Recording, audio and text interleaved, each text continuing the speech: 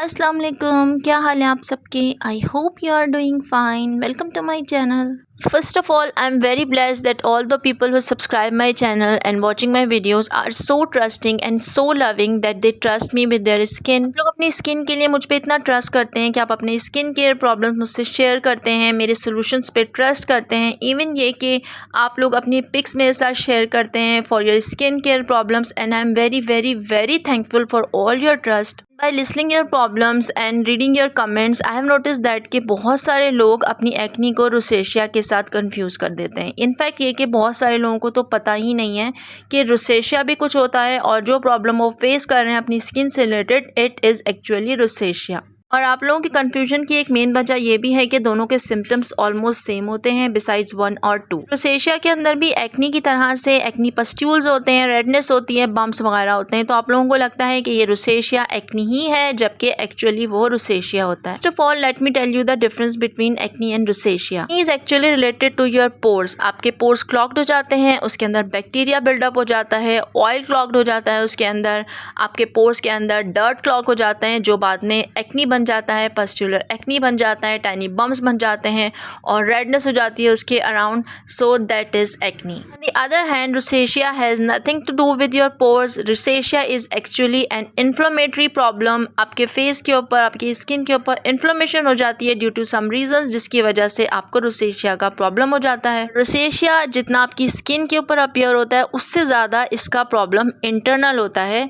जिस तरह से एक्नी के अंदर आपकी स्वेलन हो जाती है, स्किन के ऊपर जो पोर्स होते हैं वो स्वेलन हो जाते हैं, रोसेशिया के अंदर ये प्रॉब्लम इंटरली होता है। इंटरनली आपके पोर्स स्वेलन हो जाते हैं, जो कि अपर स्किन के ऊपर शो इतना नहीं होते, ज़्यादातर रेडनेस शो होती है या फिर टाइनी बम्प्स शो होते हैं। रोसेशिया के अंदर जो पस्ट्यूलर एक्नी अपीयर होती है आपकी स्किन के ऊपर, वो इतना ज़्यादा प्रोमिनेंट नहीं होती, वो इतना ज़्यादा स्वेलन नहीं होती एज कम्पेयर टू एक्नी। और इसके अलावा रोसेशिया के सिम्टम्स में आपकी आइज़ रेड हो जाती हैं, आपकी आइज़ स्वेलन हो जाती हैं और स्मॉल वेन्स अपीयर होना शुरू हो जाती हैं आपके फेस की स्किन के ऊपर। इसके अलावा एक्नी और रोसेशिया का एक डिफरेंस ये भी है कि एक्नी आपके फेस के ऊपर कहीं भी अपीयर हो सकती है, बॉडी के ऊपर कहीं भी अपीयर हो सकती है, जबकि रोसेशिया सिर्फ आपके फेस के मिडल में अपीयर होता है, आपके फोरहेड के मिडल में, आपके चीक्स के मिडल में, नोज पे और चिन में। आपके फेस के ऊपर रोसेशिया है या फिर एक्नी है, आप इसको इस तरह से डिफ्रेंशिएट करेंगे कि अगर आपके फेस के ऊपर पिंपल्स हैं, ब्लैक हेड्स हैं, आपके फेस के ऊपर वाइट हेड्स हैं, और आपकी जो एक्नी है सिर्फ उसके अराउंड रेडनेस है आपके, और एक्नी आपकी पूरे फेस पर किसी भी जगह पर है,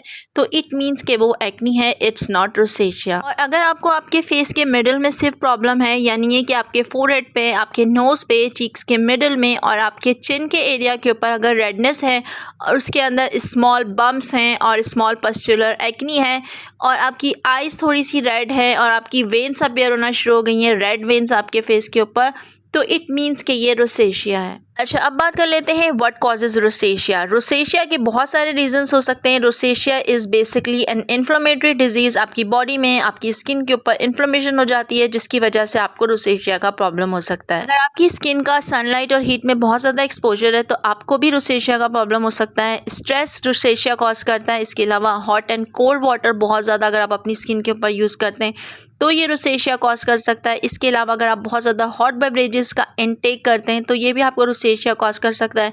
बहुत ज़्यादा कैफीन, स्पाइसी फूड का इंटेक भी आपको रोसेशिया कॉज कर सकता है। इसके अलावा हो सकता है कि आपकी जीन्स में रोसेशिया का प्रॉब्लम हो, इसलिए भी आपको ये प्रॉब्लम हो सकता है। इसके अलावा आपकी स्पेसिफिक स्किन केयर प्रोडक्ट्स भी रीज़न हो सकते हैं आपके रोसेशिया का। अगर आपकी स्किन केयर प्रोडक्ट्स के अंदर बहुत ज़्यादा फ्रेगरेंस है, तो भी आपको रोसेशिया का प्रॉब्लम हो सकता है। इसके अलावा जिन लोगों की स्किन बहुत ज़्यादा सेंसिटिव होती है और वो डबल क्लींजिंग करते हैं, तो उन लोगों को भी ये प्रॉब्लम हो सकता है। सेंसिटिव स्किन वाले बहुत ज़्यादा हार्श केमिकल प्रोडक्ट्स यूज़ करते हैं, टोनर्स वगैरह यूज़ करते हैं अपनी स्किन के ऊपर, तो उन लोगों को भी रोसेशिया का प्रॉब्लम हो सकता है। बात कर लेते हैं हाउ टू ट्रीट रोसेशिया।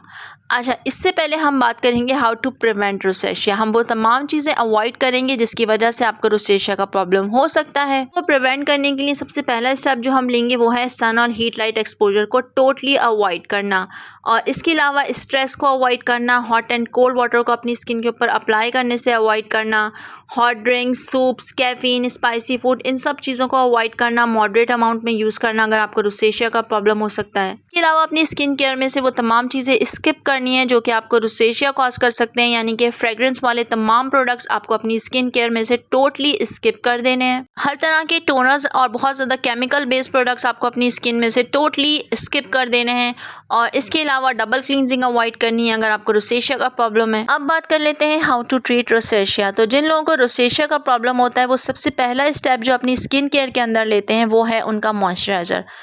अच्छा, जिन लोगों को ऑलरेडी रोसेशिया का प्रॉब्लम होता है उन्हें ऐसा मॉइस्चराइज़र यूज़ करना चाहिए जिसके अंदर स्किन रिपेयरिंग प्रॉपर्टीज़ होती हैं, जिसके अंदर एमुलेंट्स होते हैं, सेरामाइड्स होते हैं, पेप्टाइड्स होते हैं। वो कोई भी आम सा मॉइस्चराइज़र यूज़ नहीं कर सकते क्योंकि वो उनके लिए हेल्पफुल नहीं होता।